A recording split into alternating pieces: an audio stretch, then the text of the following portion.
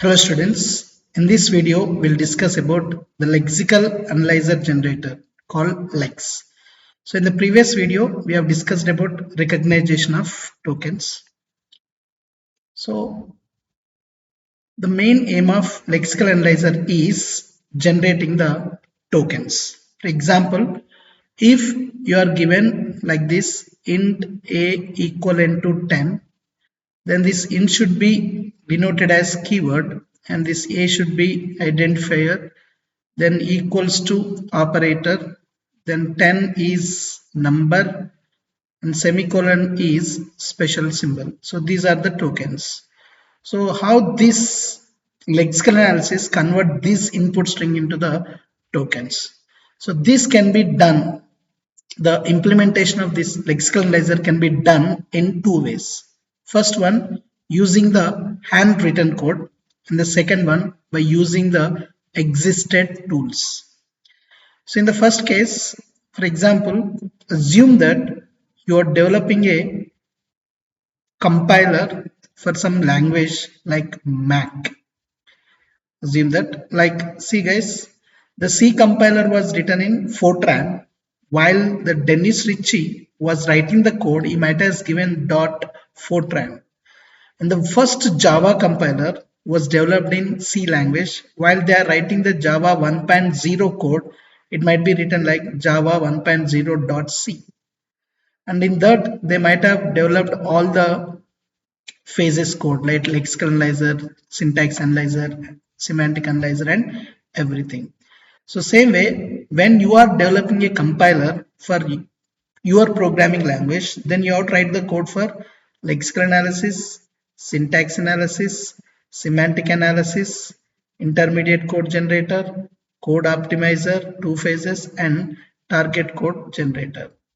So writing the code for this lexical analysis is two ways, handwritten code and tools.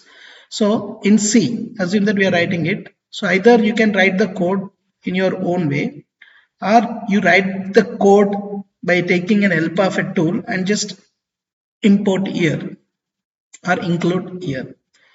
So first, if you want to write in your own in any compiler or for any compiler, first you have to decide what are the tokens you are going to have in your programming language, like keywords, identifier, reserved words. What are those?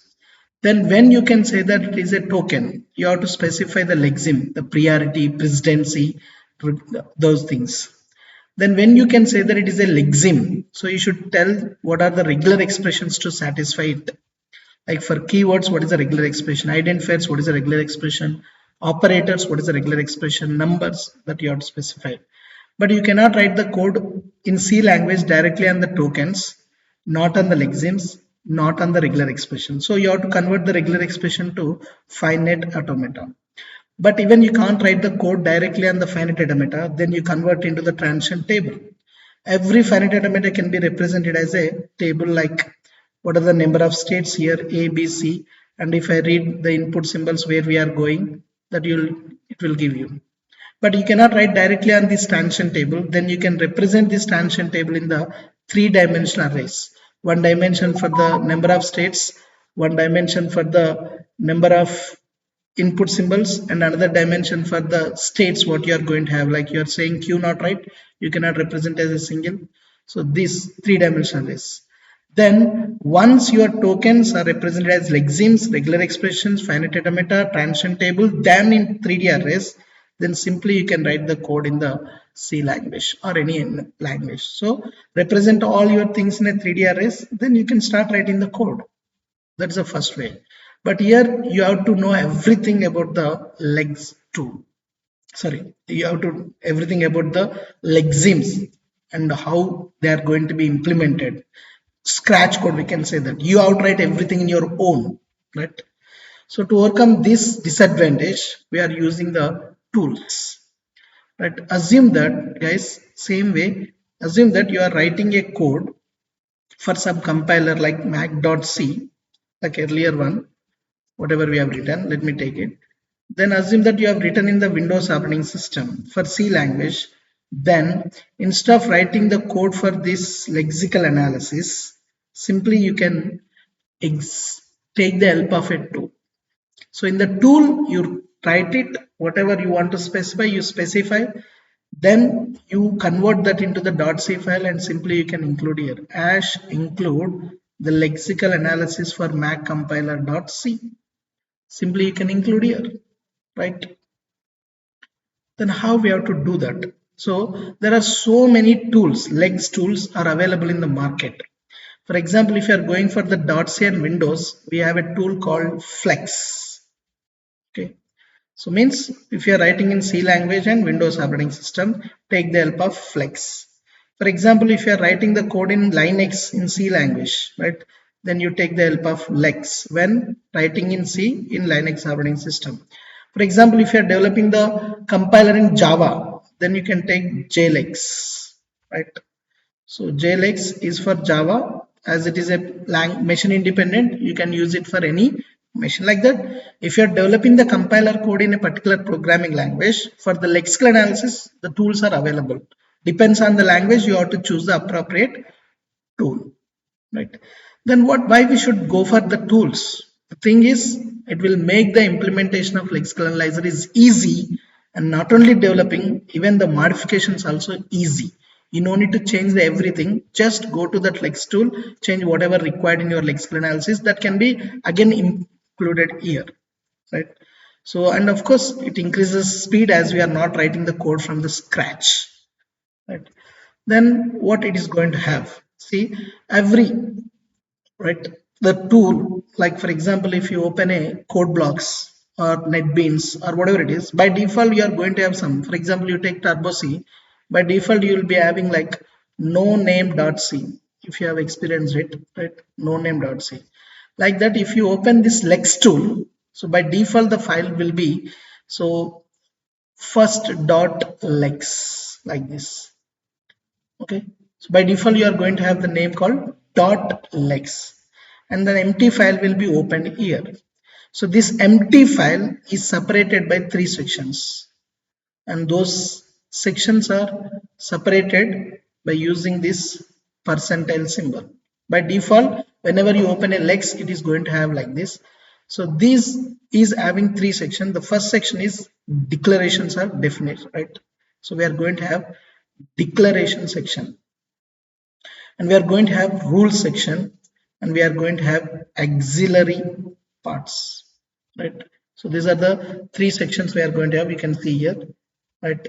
So 3 sections: definitions or declarations, rules, and auxiliary routines.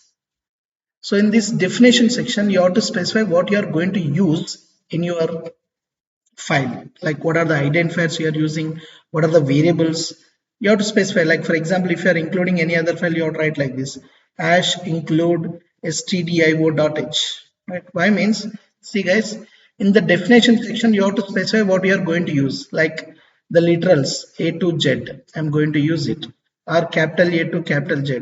For example, in C language you have a underscore symbol. In Java, you are having a dollar symbol. Like that, you have to specify what you are going to use, all the symbol. Rules, then you can say that, for example, A followed by A plus B whole star. The rules, for example, identifier. So a symbol followed by, right, starts with letter or digit, followed by any number of letters or digit whole star, like that. Okay. In C language, what are the rules for the identifier that you have to specify? Let me take it. So the rule is, it should starts with a letter or underscore, followed by letter or digit whole star. You can use it, right? Like that, you have to specify, or you add any number of rules. That rules you have to specify here. And for example, I'm saying that this is a rule for identifier. Once an identifier is detected, what should I do? So according to our rule, whenever an identifier is detected, we have to update the symbol table, right? That code. So I'm calling a function. So this function related code you have to write in the auxiliary routines. So this is about Lex file structure. Definitions, what you are going to use. Rules, when you have to say that it is a lexeme, and when it is accepted, what we are going to do. So let me go with this. First, declaration includes the declarations of variables, identifiers, and regular definitions, like the name of the token, and if you are including anything, right? Then in rule section, you have to specify the rules like this. What is the rule for identifier? If this rule is accepted, what I'm going to do, the action what I'm going to perform, right? If it is keyword, what is the rules? And if it is, what is the action I'm going to perform? That you have to do it. In auxiliary part, as I told you, you have to call the actual C functions like YYLEX, YYWrap, what you are going to use if you have, right? So let me explain this with a simple example program. See guys, I'm writing this LEX program to identify the keywords, operators, and identifiers, right? So I've written this. So in the declaration part, I'm not declaring anything, just I'm including the file of std.h because in my program I'm going to use some print statements. That's the reason, right? So in the rules I'm writing when if it is matching with plus or minus any number are equal, then you can take it as an operator and you can call a y by text function so that it is going to print that it is an operator. Then same way a to Z or A to capital A to Z, if it is matching this rule, right? It starts with a small letter or capital letter followed by small letter or capital letter or digits or underscore any number. Then we can say that it is an identifier. So this is the rule. If this satisfies, then what is the action we are going to do it? That's what I'm telling. And I'm just calling the y by text. But what is the code of it? That we have to write in the auxiliary part. Because this is a predefined, we are not worrying about it. And same way, if something is matching with any one of these, then we can say that it is a keyword. And what is I'm calling y by text so that it is going to print it. But actually from where we are going to start from the auxiliary part, we are calling y by lex. Whenever you call this function, then it starts from here. So this is how we have to write a single program in the LEX tool. Okay, right, LEX tool. Then, for example, assume that you have written a LEX program. Okay, so this program has written for the operators, identifiers, and keywords. Once this program is written, then how we can include this into the .c file? Like here we have specified, right? How to include into the mac.c. See guys, listen here. Once the code is written, now automatically the code will be stored in what? Right? I'm writing it for the Mac compiler, right? mac.la.lex. So you have to save this file like this. So once this file is saved like this, but I cannot include this file into the .c code like mac.c. Then first what you have to do, whatever the code you have written, mac.lex file or .l should be given to lex compiler. Then it will give you mac lexical analysis dot yy.c.